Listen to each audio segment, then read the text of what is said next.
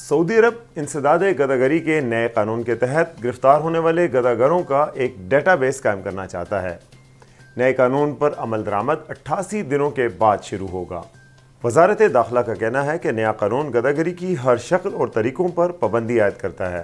سعودی اخبار عکاس کے مطابق حال ہی میں کابینہ کی جانب سے منظور کردہ انسداد گداگری قانون میں کہا گیا ہے کہ گداگری میں ملوث کسی بھی شخص کو زیادہ سے زیادہ 1 سال قید اور 1 لاکھ ریال جرمانہ عائد کیا جائے گا۔ نئے قانون میں گداگروں کا ڈیٹا بیس قائم کرنے کی گنجائش ہے تاکہ ان کی آسانی سے شناخت کی جا سکے۔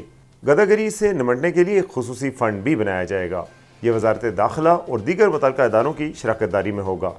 قانون کے مطابق جو لوگ پہلی مرتبہ بھیک مانگتے ہوئے پکڑے جائیں گے ان سے اس عہد پر دستخط کرائے جائیں گے کہ وہ دوبارہ کبھی گداگری نہیں کریں گے اور انہیں پھر رہا کر دیا جائے گا، تاہم دوبارہ بھیک مانگنے کے الزام میں گرفتاری پر سزا دی جا سکے گی۔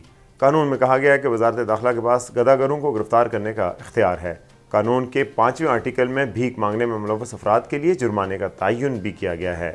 جو لوگ گداگروں کے ایک منظم گروہ کے طور پر اس میں ملوث ہیں، گداگروں کا انتظام کرتے ہیں یا ان کے ایک منظم گروہ کی حوصلہ افزائی کرتے ہیں، انہیں زیادہ سے زیادہ 1 سال قید یا زیادہ سے زیادہ 1 لاکھ ریال جرمانہ یا دونوں سزائیں دی جا سکیں گی۔